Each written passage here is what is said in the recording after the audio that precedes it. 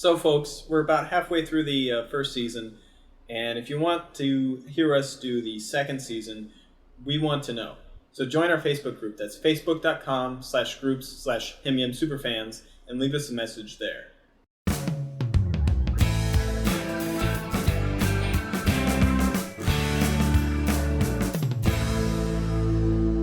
This is HIMYM Superfans. Hey there, Chris Venezia. Hello, James Hamilton. And hello to our mother fans. This is the show where we talk about the CBS comedy How I Met Your Mother. And this week, I'm going to try to ruin the show, especially for Victoria fans. You would. And not only that, you're going to spoil plot points for the entire series this week? Yep, you know I am. Because even though we're only doing the first season, we will have spoilers for the rest of the show.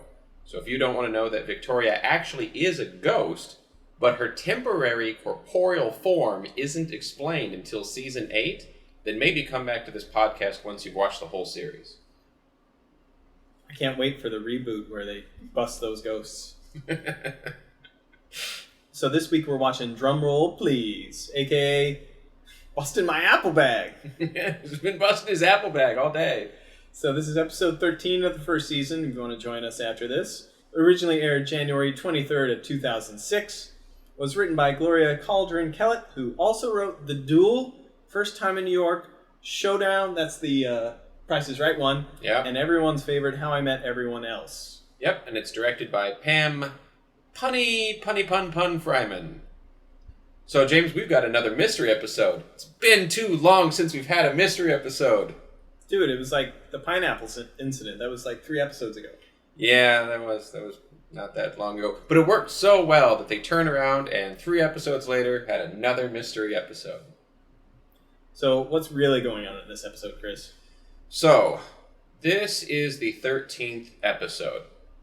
I don't know if it still works this way, but at least in 2005, when a show got picked up, they would order 13 episodes called The Front 13.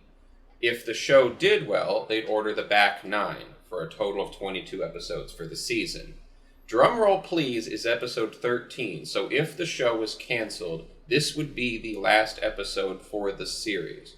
According to legend, if the show had been canceled, at the end of the episode, Ted would have found Victoria at the bakery, they would have kissed, just as you've seen, but they would have added a voiceover from future Ted saying, "And that, kids, is the story of how I met your mother." So, there is a parallel universe out there where the show didn't do as well in the ratings, and Ted ends up with Victoria, and Victoria's the mother. But for the fans that wanted them to end up together, sadly, that is not our universe. I remember that legend. It was told to me many a times when I was a boy. So, Chris, I'm gonna get real here. For me, this episode is particularly emotional because it reminds me of a time in my life where I had my Victoria. And more importantly, it reminds me of a season 7 episode where Victoria comes back. So a little backstory here. I had a girlfriend break up with me in August of the year that season 7 was airing. Mm-hmm. And in September, Victoria returns in that season 7 episode. And, this person was really important to me, and the breakup was rough, and it was pretty fresh. We both loved this show. We even went as Ted and Victoria from this episode, the Drumroll Please, for Halloween one year. So seeing Ted reunite with Victoria in season 7, that scene where he sees her from across the room and she gives him a little smile, and then the episode ends. That just killed me. Like it hit me really hard. I mean, it was difficult for me to even continue to watch the show for that point. I think I told you I stopped watching the show. Like that's the finale for me. Right. Like anything they do after this is just going to disappoint me. But even though I knew Victoria wasn't the mother, and I knew that Ted and Victoria weren't going to end up together, I decided that, for my own personal series finale, this was the time where Ted got back together with Victoria, and he did everything right this time, and he got back the one that he lost. And, is the allegory clear enough here? Yeah, I think so. And I appreciate you sharing that. Well, I know how much Victoria means to you, but stay tuned, Victoria fans, because my crazy fan theory near the end of the episode is really going to piss you off. Bastard. Yeah. Sorry, not sorry. Hashtag. All right, there you go. So, as far as one of the memorable moments of this episode, not one I'm thinking about several years later. Right. This is the, what really hits me hard is the look on Ted's face and his body language at the end of this episode where he shows up at the bakery. It's just, he looks exhausted, but relieved. There's a little bit of smug confidence mixed with a little bit of fear and hope. I saw a lot of emotions in that 2-second shot of him in his bleach-stained hoodie, just sort of like holding his arms out like, this is me, this is the real me, what do you think? Yeah, right, and she said she wanted to see that. Yeah. So there he is. Yeah, that was good. And I mean, it's a good Josh moment there. It really shows that the casting that they did was spot on. It's funny that you mentioned that that's your most memorable moment, because my most memorable moment happens immediately after that, and it's Victoria looking up, saying "thank God" when she sees Ted in the bakery, and then runs up to him and kisses him. Yeah, talk about a effective ending. And that could have been if the show had gotten canceled. There's your big ending, and that's, I think, why that scene works so well, is because that's the kind of romance that people want. Yeah. That they can really, that's why they watch TV. You're right. This episode is a lot about the fantasy versus reality. Yes, and that's actually a lot of what Victoria is. Yeah. Enough about the end of the episode. Let's get to the beginning. After the credits, there's this black and white stock photo montage of random people getting married.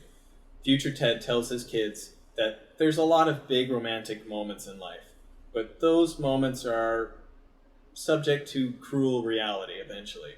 And the kids don't even appear on screen. In fact, right. Yeah. Chris, I noticed that the second photo in this montage is definitely Craig Thomas. I did not notice that. But that makes sense. Why not throw your own pictures in there? So the episode starts at Stuart and Claudia's wedding reception, moments after the end of the last episode. Barney and Ted are still sitting in the same chairs, but now they've been joined by Tanya, one of the bridesmaids. Yeah, the second hottest bridesmaid. Yes. But you can see Marshall in the background of this shot having this experience with the cake. Like, he's just making love to the cake with his mouth. Yeah, it looks like he's even rubbing his nipple at one point. I'm serious. I missed that, but... So, Ted sees Victoria looking his way and smiling. And he thinks that she's smiling at him, but maybe she's smiling because she sees Marshall's reaction to her cake. Yeah, that's one theory. Yeah, it's pretty weak. Barney's talking to Tanya, the second hottest bridesmaid, that he's leaving for the Peace Corps in the morning. And you know what? She's buying it. Yep. I thought maybe Barney got this idea from his own life, as we'll learn in 2 episodes from now. Game night, when he says he was going to join the Peace Corps with Shannon. Yep, that one's not that far down the road. So we don't get to see how Ted started his conversation with Victoria, and that makes me a little sad. But on the other hand, it would have been awkward and clumsy, and the audience would have, gotten an uncomfortable chuckle, and we would have ended up in the same scene anyway, so maybe it doesn't really matter. Do you think he tried Daddy's Home? I don't.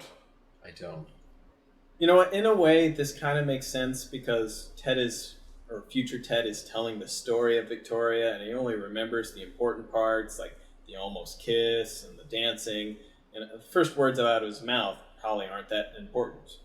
Yeah, and you might not remember it anyway. That's sort of that nervous moment where, recalling the next day, like an interaction that you had, like, gosh, I don't even remember what I said to get that, started, get the ball rolling, because it went well. Yeah. So, because, if that had been the last thing that he had said to her, first and last, he'd probably remember that. Yeah. Yeah, he walked up, I told her Daddy's home, and she threw a drink in my face. Now, that's pretty memorable. Yeah. Wouldn't forget that.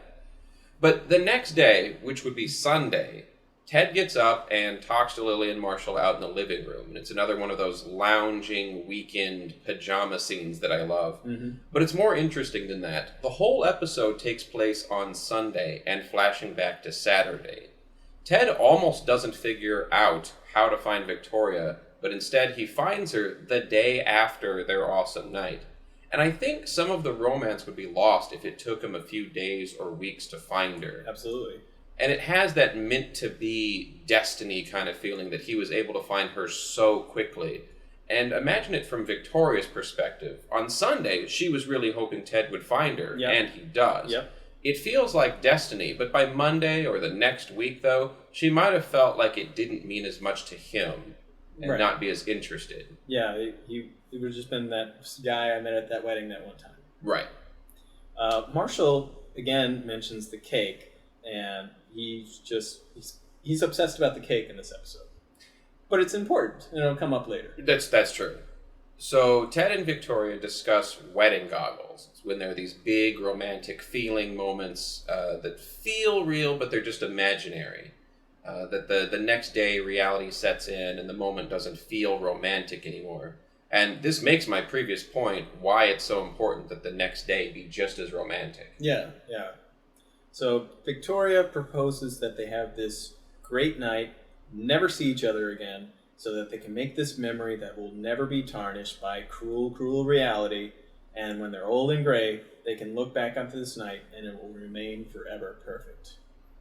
Yeah, I really like this idea. Yeah, but they don't stick with it though, and that's kind of the funny thing about Ted and Victoria's story. It's all supposed to be wedding goggles. They were going for the wedding goggles. It's all the illusion of things, and then when you actually have real life with someone, it shatters the illusion. Right. Can I just derail the conversation real quickly to say Ted does deserve an award for maintaining eye contact during the scene? Oh, yeah. No, I get what you mean. You know what I mean? I do. Because of her boobs? Well, lack subtlety, but yes, I did know what you... They're right there. They're really obvious. Yeah, it's almost inappropriate. Yeah, it's a bit much, especially since she wasn't even invited to the wedding. So it's like... The baker showed up, she's got her tits on display. I'm sorry. I'm sorry. So, all right, well, which is funny, you say all that. Victoria actually comes off as quite the romantic. Yeah, she does. In this episode. It should make the audience root for Victoria over Robin, at least in that way. Victoria's a romantic like Ted, and therefore a better match. And of course, he loves her idea because it's such a romantic idea. To have this wonderful night and then have it never be tarnished, etc., etc. That's something that Ted's like, wow, what a great idea. It's just right up his alley. He's into it. And I would argue that she's enough of a perfect match for Ted that I could agree with you that Victoria could have been the one if it weren't for the one thing. Is it timing? It's timing. Yeah, timing's a bitch. So this is when Victoria says that he can call her Buttercup, which made me think of the Princess Bride when I first watched this episode. Yeah, I thought the same thing. Ted wants to be Lando Calrissian, which is hilarious to Victoria. So she knows what Star Wars is. Right, which again goes back to earlier in the episode where he says they connected on every level. Yeah. He actually means every level. Star Wars came up, and she gets it. Yeah. She needs to be into Star Wars and quote obscure movie lines and likes Ewoks. Is a plus, at least for Marshall. Yeah. I wonder if Victoria's tried this play before. Was she just waiting to find the guy who would go through with it? Sort of like a test, Ted's shellfish joke or Tracy singing breakfast foods. I didn't catch that, but that makes sense. It doesn't seem like this is the first time she's thought of it. And Ted even says, you haven't always had this rule that you don't hook up at weddings. And she said no. But she didn't say that she's tried this wedding goggles idea before, but it would make sense that she has. And then whoever, passes then is the one. Yeah, she came up with it pretty quick. Right, or has tried it before. So they're about to be able to pull off this fake names thing until Barney comes up to the table and says Ted 7 times. Yeah, Ted. And all but one were unnecessary. Yes. Barney's just coming over to brag that he's hooking up with the second hottest bridesmaid, as I ruined earlier. Yeah, she doesn't seem to mind being called the second hottest bridesmaid right in front of her. Yeah, so she's used to being the silver medal. It could be. So they give their real first names, but no last names. As Ted's telling the story to Marshall and Lily, they think that this solution is a terrible idea. Like the awesome cake, one should not let an awesome person come into their life and then simply let them walk away. Even so, Lily asks, what happens next? All right, so Ted steals a bottle of champagne, and he steals 2 glasses, and on the way out of the reception hall, Victoria wants to steal the bouquet. The bouquet is important later in the story. And I think this is really adorable because he grabs her by the hand as they run out of the reception hall. They seem really comfortable with each other, even knowing that this isn't a hookup and they aren't ever going to see each other again. It's like there's a cute sweetness to it. Yeah, I definitely noticed that too. It was like they'd been together for years. Yeah. So, in another empty room in the reception hall, Ted and Victoria find a piano. And this is where we find out that Ted can play the piano, but Victoria cannot tap dance like she said she could earlier in the episode.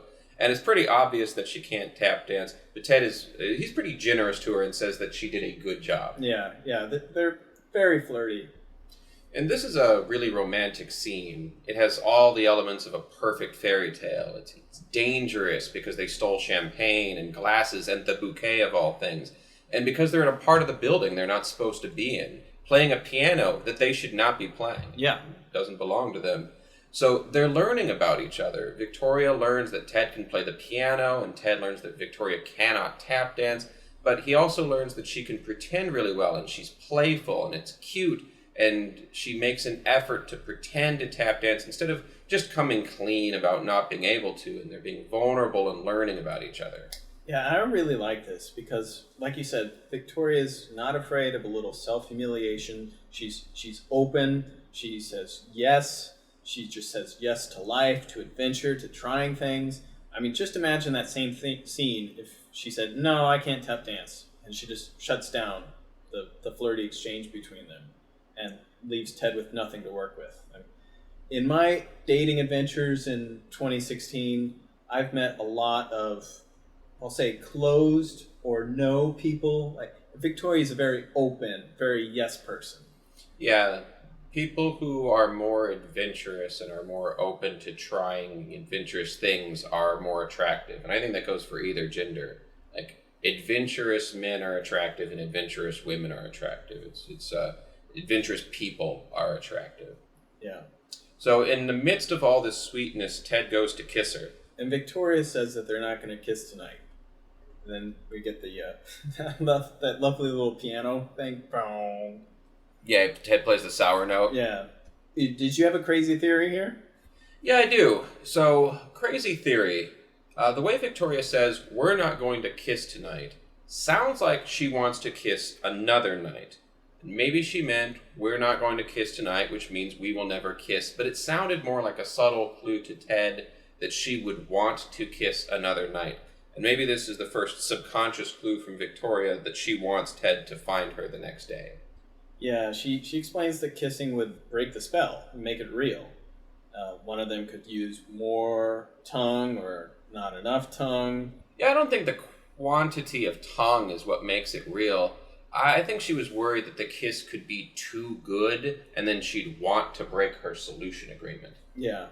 It's the panty problem again. The panty problem. As I've discussed before, it would break the fantasy with this horrible, horrible reality.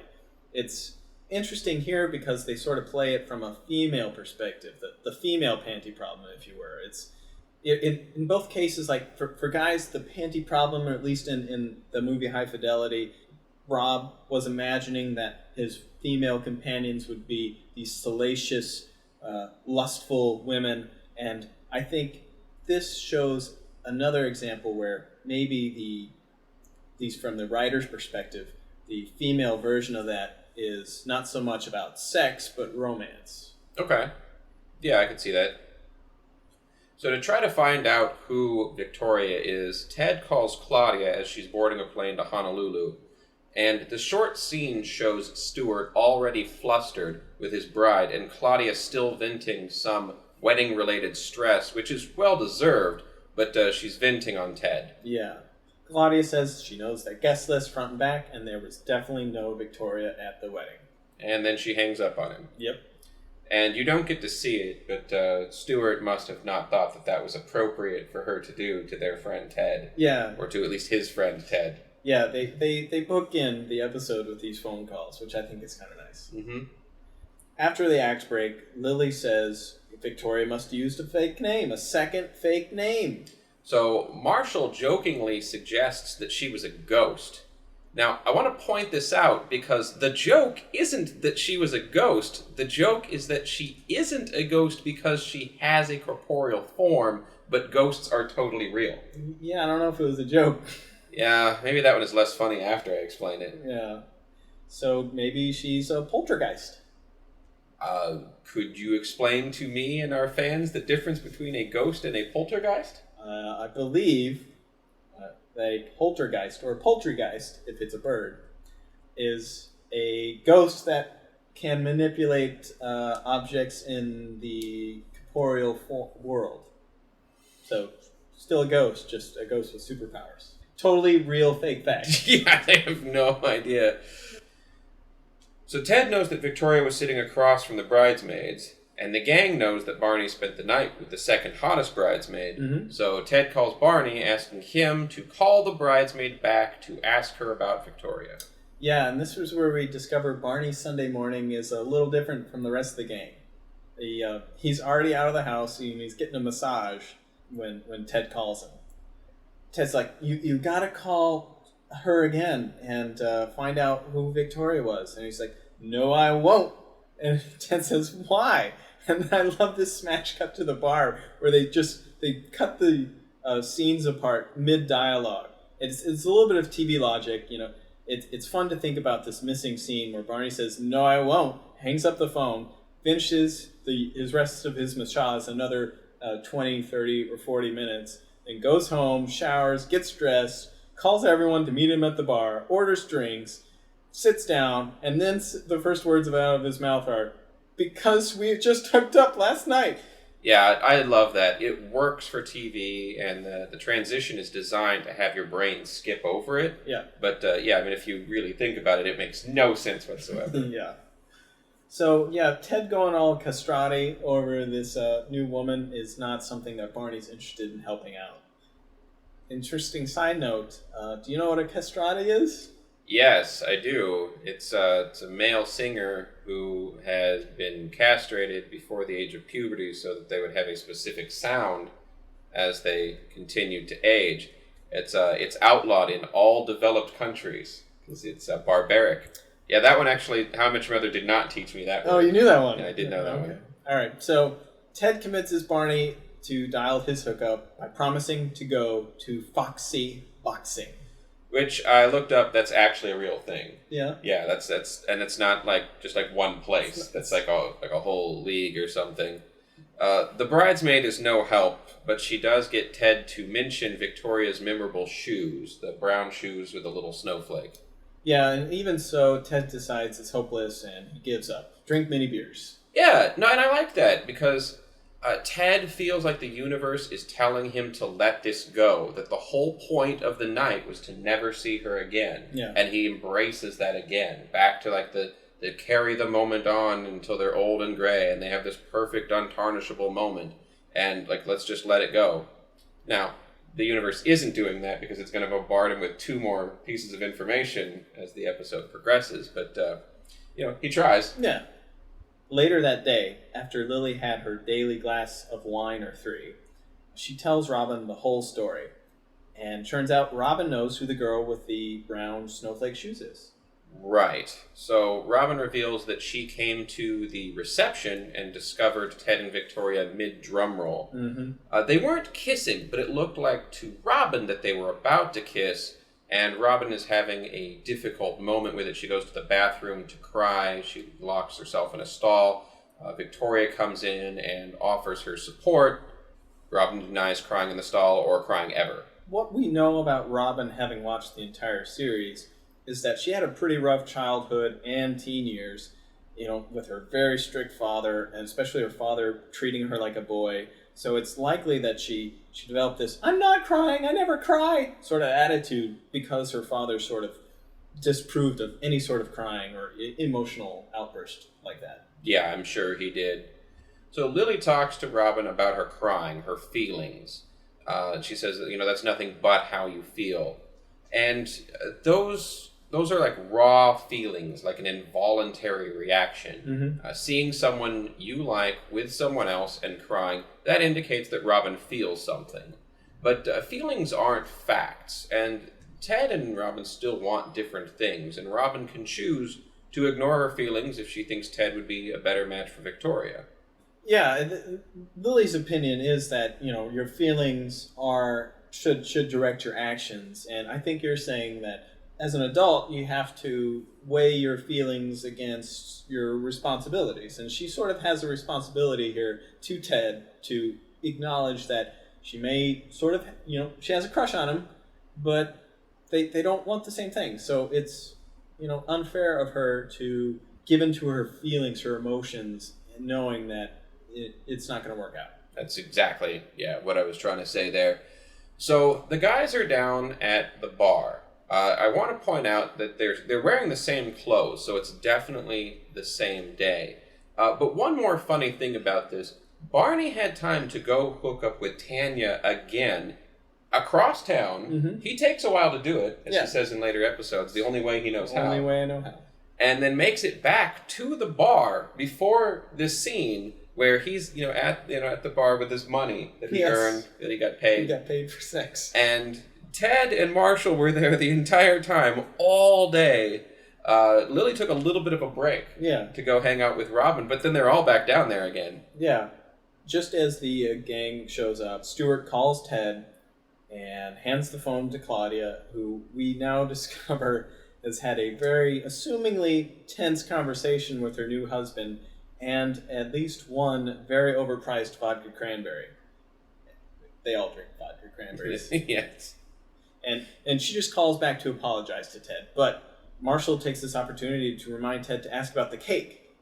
And that's when we learn about the Buttercup Bakery. Because Claudia doesn't know who Victoria is. She's not calling back to give Ted the information that he wants. She's calling back to apologize, like you said. So it's when she says, we got the cake from the Buttercup Bakery, that's when Ted gets the last piece of information that he needs to solve his own mystery. The only piece that he's still missing is that Robin is into him too. Right. And so we do now know how to get Ted and Victoria in the same place. Yeah. I love the scene where they cut between Robin and Victoria in the bathroom the night before and this phone call. And it's just a perfect piece of editing that tells the story well and ends with an emotional revelation. Victoria made the cake. The best lead Ted's had all day. That's right. But this creates an even more difficult decision for Robin. Before Ted found out that Victoria made the cake and where to find her, Robin could have told Ted that she had feelings for him or told him how to find Victoria.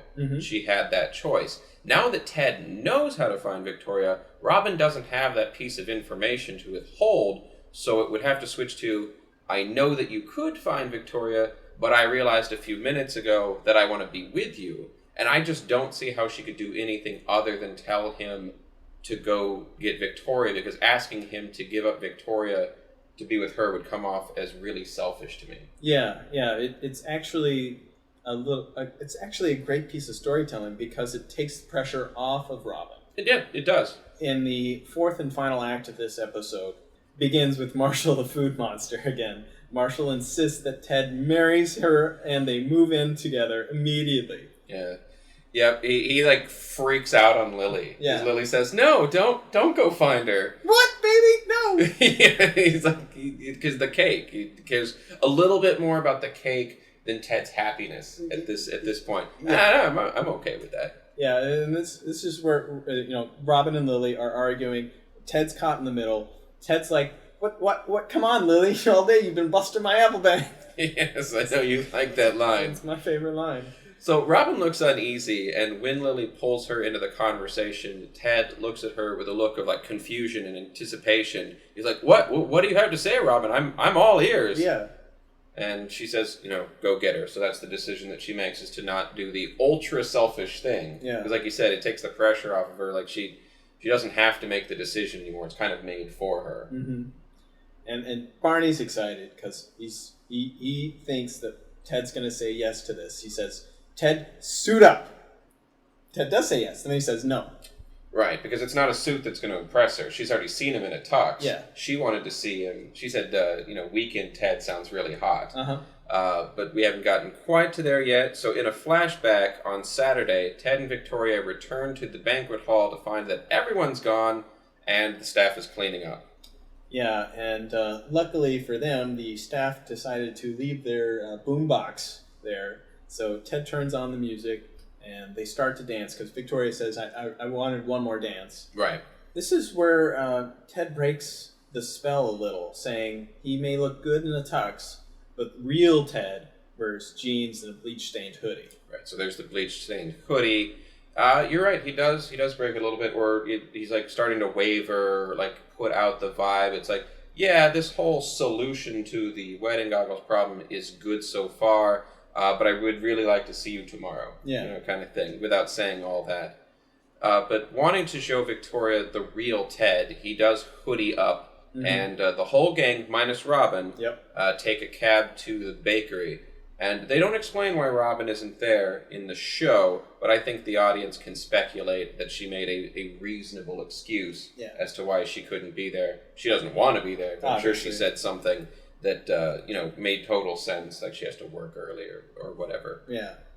So they're in the cab, and Ted hesitates to get out, and we see yet another flashback where we see one of the most moving scenes, I think, in the entire series.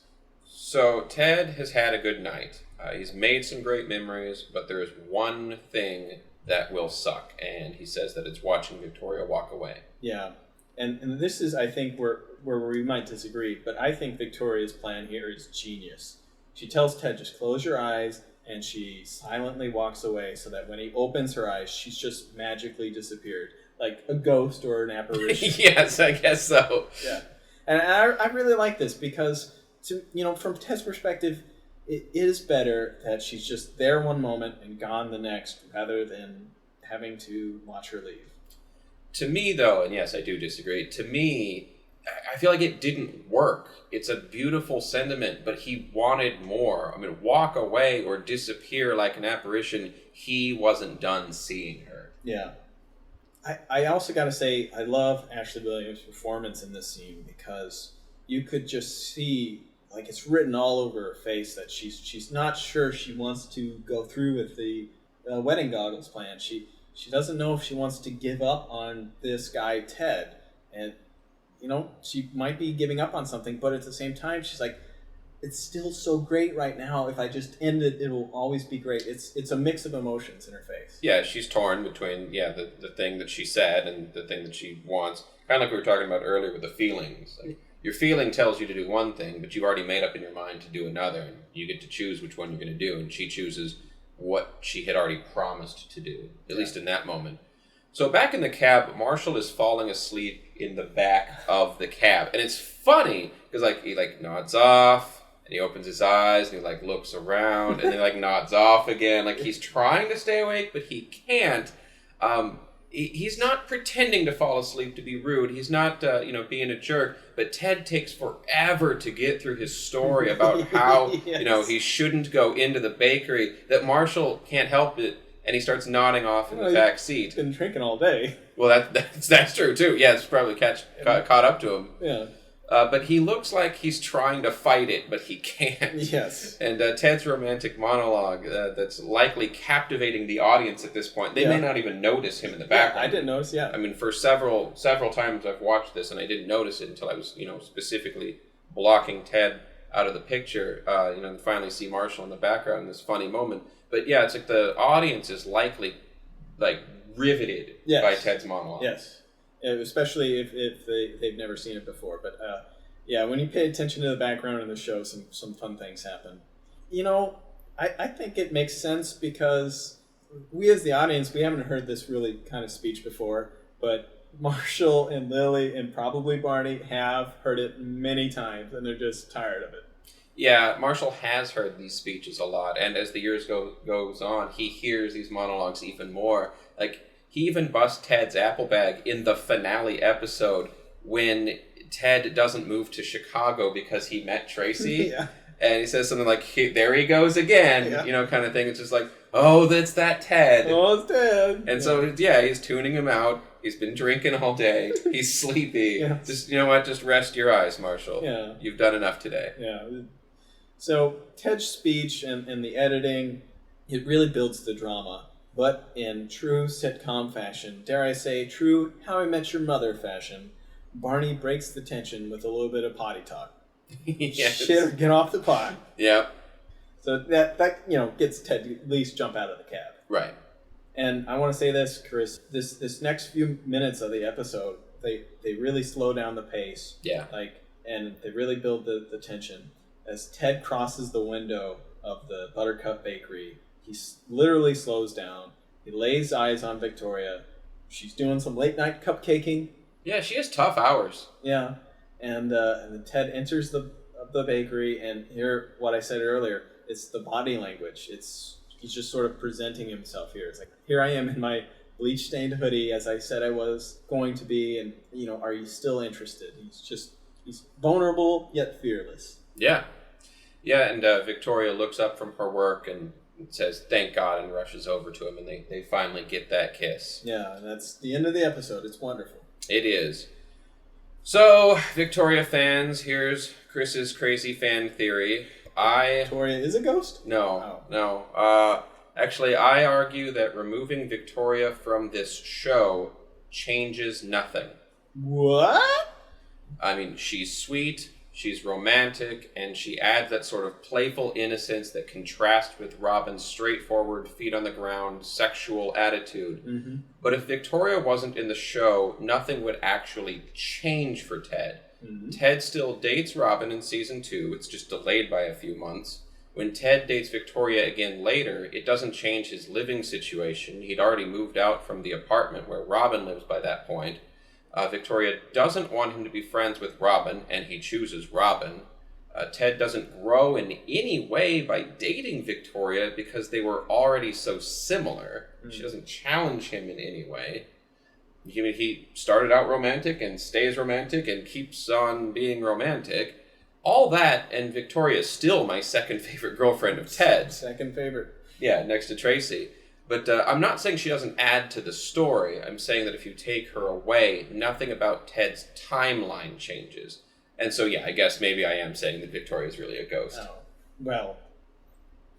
Friendship over. Friendship over!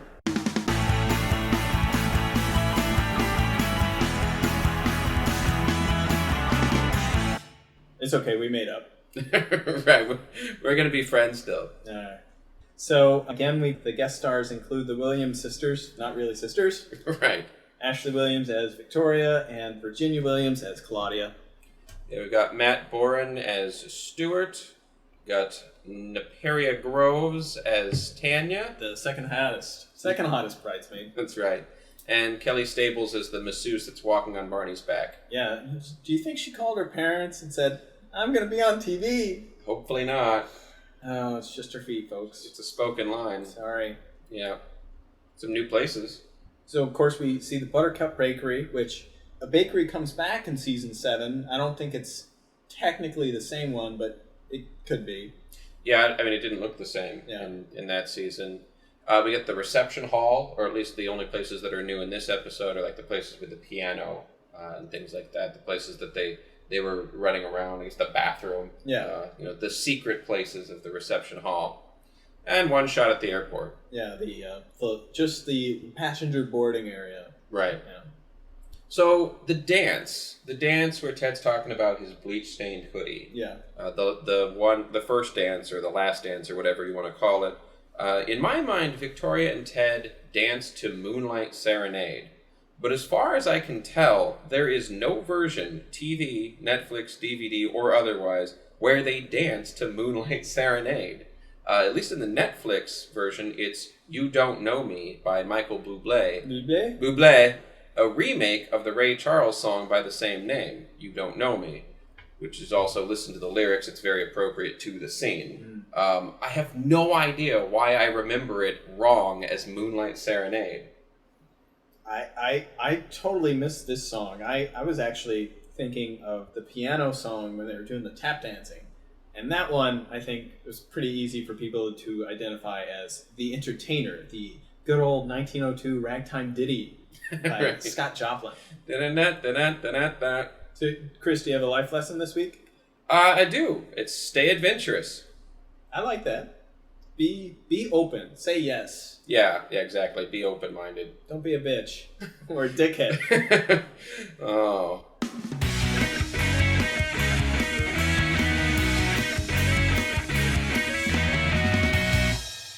So we had a lot to say about this episode. What did you have to say about this episode? Let us know what you think by emailing us at himymsuperfans@gmail.com. Yeah, and each week James and I get so much out of discussing the episode. We really enjoy doing this, and we hope you enjoy it, and we hope you share it. Yeah, if you want to see more episodes, join our Facebook group. That's facebook.com/groups/HIMYM Superfans, and leave us a note there. Let us know if you want more of this show. Yeah, and if you like the show, the best way to help us out is to give us a 5-star rating on iTunes. You don't have to write a review. Yeah, in fact, just write a review of some really nice wedding shoes. And give us that 5 stars. It really helps us with getting discovered and helps us grow our audience so we can help making this show. Thank you so much, folks. Don't forget to tell your friends, like us on Facebook, and hit that share button. Thanks. Yep. Join us next week for Zip, Zip, Zip.